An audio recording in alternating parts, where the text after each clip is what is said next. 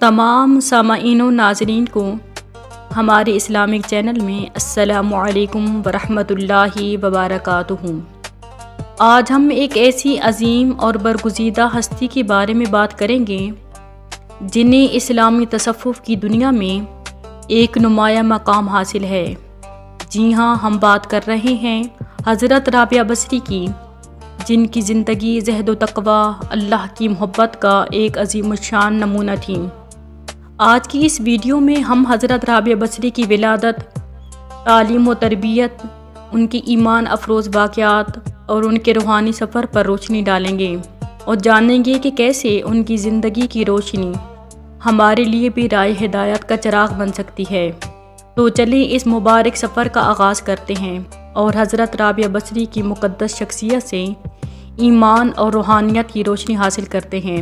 Video دیکھنے کے لیے ویڈیو کو آخر تک دیکھیں اور چینل کو سبسکرائب کرنا نہ بھولیے تاکہ ایسی ہی مزید معلوماتی ویڈیوز آپ لوگوں تک بر وقت پہنچتی رہیں۔ 95 ہجری کی ایک بابرکت رات میں بصرہ کے ایک نیک سیرت انسان اسماعیل کے گھر بیٹی کی ولادت ہوئی۔ گھر میں 3 بیٹیاں پہلے سے تھیں، چوتھی کا نام رابعہ رکھا۔ حضرت رابعہ بصری کا شمار اسلام کی ان پاک خواتین میں ہوتا ہے جن کی زندگی ابتدا سے انتہا تک فکر و غنا سے عبارت ہے۔ حضرت رابعہ بصری نے جس ماحول میں آنکھ کھولی وہ تسلیم و رضا، صبر و شکر کی نوید تھا۔ آپ کے والد محترم زمانے کی سختیاں سہتے، فاقے کرتے اور نت نئے مصائب و آلام برداشت کرتے، مگر زبان سے کبھی شکایت نہ کرتے اور نہ ہی کسی سے دست سوال دراز کرتے۔ ایسے باپ کی بیٹی فطرتاً عابدہ اور زاہدہ تھیں۔ حضرت رابعہ بصری کو بچپن ہی سے قرآن پاک اور بزرگان دین کے اقوال سے لگاؤ تھا۔ وہ انتہائی ذہین و فطین، شائستہ اور مہذب خاتون تھیں۔ بچپن ہی سے حلال و حرام کی تمیز تھی۔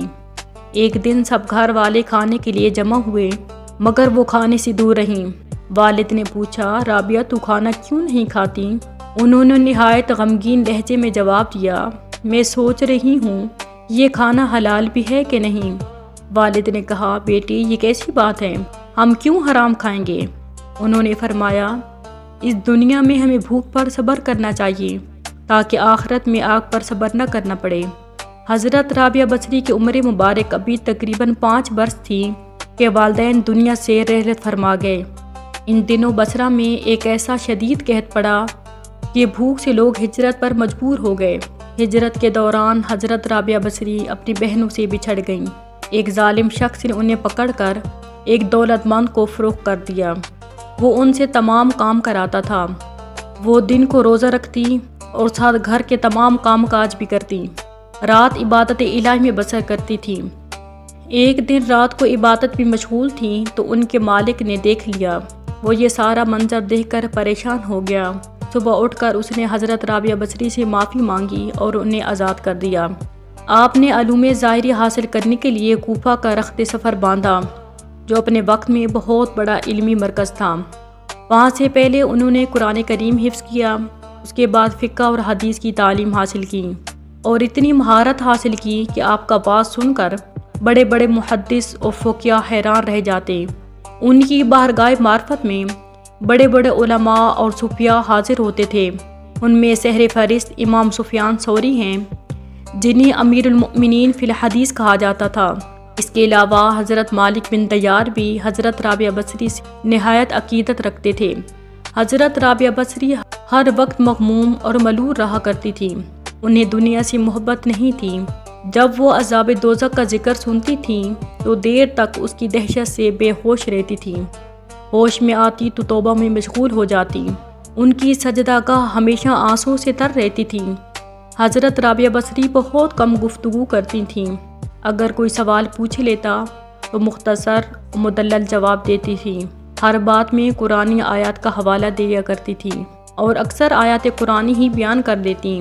جب لوگوں نے ان سے وجہ پوچھی تو فرمایا کہ انسان جو کچھ بولتا ہے فرشتے اسے لکھتے ہیں، اس لیے قرآن کی آیاتوں کے سوا کچھ نہیں بولتی کہ کہیں میرے منہ سے بری بات نہ نکل جائے جسے فرشتے لکھ لیں۔ ایک دفعہ لوگوں نے ان سے سوال کیا کہ آپ نکاح کیوں نہیں کرتی؟ تو فرمایا، مجھے ان 3 باتوں کا اندیشہ ہے۔ اگر ان سے مجھے نجات مل جائے تو میں نکاح کر لوں گی۔ اول یہ کہ مرتے وقت ایمان سلامت لے جاؤں گی یا نہیں۔ لوگوں نے کہا معلوم نہیں۔ آپ نے فرمایا دوسرا یہ کہ میرا نامہ اعمال دائیں ہاتھ میں دیا جائے گا یا بائیں ہاتھ میں، اور تیسرا یہ کہ قیامت کے دن ایک گروہ کو بہشت میں دائیں طرف لے کر جایا جائے گا اور دوسرے کو بائیں طرف، تو میں کس جانب سے جاؤں گی؟ لوگوں نے جواب دیا ہمیں معلوم نہیں۔ تو حضرت رابعہ بصری فرماتی ہیں کہ جسے اس قدر غم ہو وہ عورت شوہر کی خواہش کیسے کر سکتی ہے؟ ان کا دل ہر وقت خوف الہی میں معمور رہتا تھا۔ وہ اپنے خوف جہنم اور طمع جنت سے بے نیاز ہو کر خدا کو یاد کرتی تھیں۔ ان کا عقیدہ یہ تھا کہ خدا کو یاد کیا جائے کیونکہ وہ وحدہ لا شریک ہے، اس کی محبت غیر مشروط ہونی چاہیے، یہ محدود لامحدود ہو، اس محبت کا مقصد باری تعالیٰ کی خوشنودی حاصل کرنا ہو، اس کی دیدار کا حصول ہو۔ آپ ہمیشہ روتی رہتی تھی، فرمایا کرتی تھی کہ میں نے صرف اللہ تعالیٰ سے ہی محبت کی ہے، ڈرتی ہوں کہ مرتے وقت آواز نہ آئے کہ رابعہ تو ہمارے لائق نہیں۔ وہ ہمیشہ کھدرے کمبل کا کرتا پہنتی تھیں اور وصیت فرماتی تھی کہ مرنے کے بعد اسی میں دفن کیا جائے۔ ان کے انتقال کے بعد ایک خاتون نے انہیں خواب میں دیکھا کہ بہت ہی قیمتی ریشم کا کرتا پہنے ہوئے ہیں۔ خاتون نے سوال کیا کہ کمبل کا کرتا کہاں گیا؟ تو جواب میں کہا کہ رحمان نے اس کرتے کے بدلے میں یہ کرتا عطا فرمایا ہے۔ اس عورت نے کہا کہ قرب الہی کے حصول کا کوئی طریقہ بتائیں، تو جواب دیا کہ قرب الہی کے لیے یاد الہی سے بہتر کوئی چیز نہیں۔ اکثر وہ اشعار پڑھتی تھیں جن کا ترجمہ کچھ یوں ہے: اے میرے آقا، مقرب بندے خلوتوں میں تیرا قرب ڈھونڈتے ہیں، تیری عظمت کی گیت سمندر میں مچھلیاں گاتی ہیں، اور تیرے مقدس جلال کی وجہ سے موجیں ایک دوسرے سے ٹکراتی ہیں۔ دن کی روشنی، رات کی تاریکی، گھومنے والے آسمان، منور چاند، چمکیلے تارے سب تیرے سامنے سجدہ کرتے ہیں، اور ہر ایک چیز ایک انداز کے مطابق ہے کیونکہ تو غنی اور قہار ہے۔ وہ اپنی دعائیں اپنے اشعار کے ذریعے بیان کرتی تھیں۔ اس دعا کو وہ اکثر راتوں کو چھت پر جا کر پڑھا کرتی تھیں: اے میرے مالک، ستارے چمک رہے ہیں اور سب لوگوں کی آنکھیں نیند سے بند ہیں، اور ہر کوئی اپنی خلوت میں ہے، اور میں یہاں تیرے ساتھ اکیلی ہوں۔ اے مالک، اگر میں دوزخ کے عذاب کے خوف سے تیری عبادت کرتی ہوں تو مجھے دوزخ میں جھونک دے، اور اگر میں جنت کی توقع میں تیری عبادت کرتی ہوں تو مجھے جنت سے محروم کر دے، لیکن اگر میں محض تیری خاطر عبادت کرتی ہوں تو مجھ سے اپنا حسن لازوال کو پوشیدہ نہ رکھنا۔ وہ فرماتی تھی کہ کوئی انسان کس طرح توبہ کر سکتا ہے جب تک اس کا مالک اس کو اس کی توفیق عطا نہ کرے اور اسے قبولیت نہ بخشے۔ اگر وہ تمہاری طرف رخ کرے گا تو تم بھی اس کی طرف رخ کرو گے۔ فرماتی تھیں کہ اللہ تعالیٰ سے قناعت پسند دل مانگو، یہ بہت بڑی نعمت ہے۔ دل کو قابو میں رکھنا اور اختیار ہونے پر ناجائز خواہشوں کو روکنا مردان کی ہے۔ ایک مدت تک لوگوں کو رائے حق کی روشن شاہراہ پر گامزن کرنے اور حق و صداقت کی راہ پر چلتے رہنے کی تلقین کرنے والی یہ عظیم شخصیت حالت نظام میں تھیں اور بستر علالت پر آرام فرما رہی تھیں۔ بصرہ کے نیک دل لوگ عیادت کی غرض سے حاضر خدمت ہوئے۔ اچانک حاضرین سے مخاطب ہوئیں کہ یہاں سے ہٹ جائیں، ملائکہ کے لیے جگہ چھوڑ دیں۔ سب لوگ باہر چلے گئے۔ کچھ دیر تک گفتگو کی آوازیں آتی رہیں۔ جب آوازیں آنا بند ہو گئیں تو لوگ اندر داخل ہوئے۔ وہ دیکھا کہ حضرت رابعہ اس دنیا سے رخصت فرما چکی ہیں۔